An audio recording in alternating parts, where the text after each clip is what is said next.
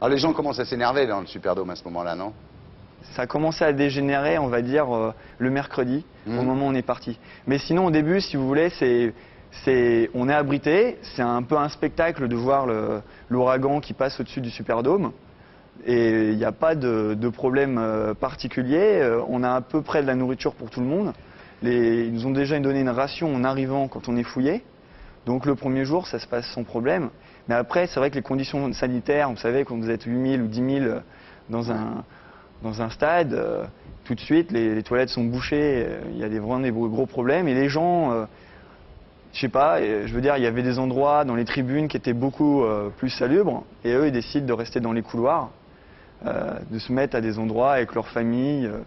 Et c'est forcément sujet à des épidémies, des choses comme ça, très rapidement. Vous n'avez pas le droit de sortir de ce Superdome? À la fin de la tempête, on a le droit d'aller sur la terrasse. Mais il y a les militaires qui nous empêchent de quitter le Superdome.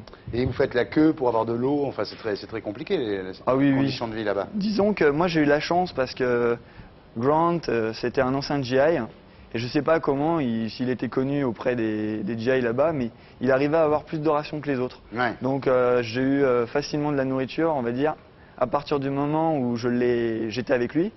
Le problème, c'est qu'au moment de la tempête, vraiment, le stade, vous savez, il y a eu un gros problème, il y a de l'eau qui est rentrée à l'intérieur. Oui, il y a un bout du toit qui a été arraché, quoi. Voilà, et à ce moment-là, je perds mon ami, je le retrouve que très tard, et j'ai même plus d'affaires.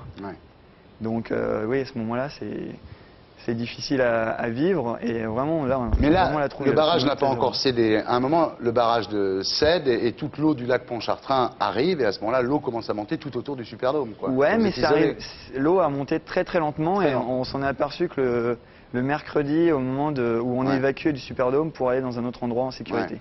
Et vous vous en sortez finalement parce que vous vous rapprochez d'un groupe de filles blanches et les GI ont tendance quand même à sauver les blancs avant les noirs, quoi. C'est vrai qu'on avait la chance d'avoir un ou deux GI en permanence avec nous et il y avait même moyen de téléphoner si on arrivait à capter sur un téléphone portable. Le GI nous passait le téléphone, ils étaient vraiment super sympas de nous faire.